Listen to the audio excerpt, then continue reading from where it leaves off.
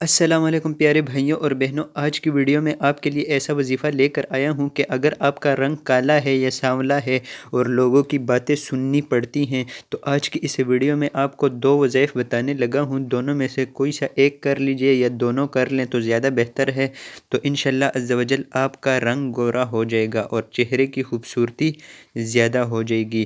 تو انشاءاللہ عز و جل اس عمل کو کرنے سے آپ کو بہت زیادہ فائدہ ہوگا، تو اس عمل کو جاننے کے لیے بنے رہیے ویڈیو کے ساتھ اینڈ تک، کیونکہ ایک عمل نہیں دوستو، آج کی اس ویڈیو میں آپ کو دو وظائف بتانے لگا ہوں۔ تو دوستو پہلا عمل سن لیجئے، مسلمۃ لا شیۃ فیہا، مسلمۃ لا شیۃ فیہا صرف 41 مرتبہ پڑھیں۔ دوسرے دن چہرہ اتنا روشن ہوگا کہ ہر کوئی آپ سے پوچھے گا کہ چہرے کے ساتھ کیا کیا ہے۔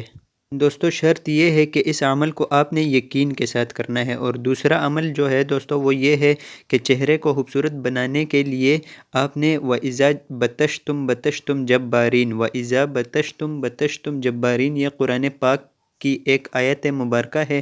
اس کو آپ نے 21 مرتبہ باوضو پڑھ کر پانی یا کسی بھی کریم جو استعمال کرتے ہو اس پر دم کر لیں، تو انشاءاللہ عز و جل اس کے بعد آپ جو کریم لگائیں گے یا وہ جس پانی پر آپ نے دم کیا ہوگا وہ پانی اگر آپ پئیں گے تو انشاءاللہ عز و جل آپ کے چہرے کی خوبصورتی بڑھتی رہے گی۔ اور اس عمل کو آپ نے چھوڑنا نہیں ہے، بس کرتے رہنا ہے جب تک آپ کے چہرے کا رنگ سفید اور اچھا نہیں ہو جاتا۔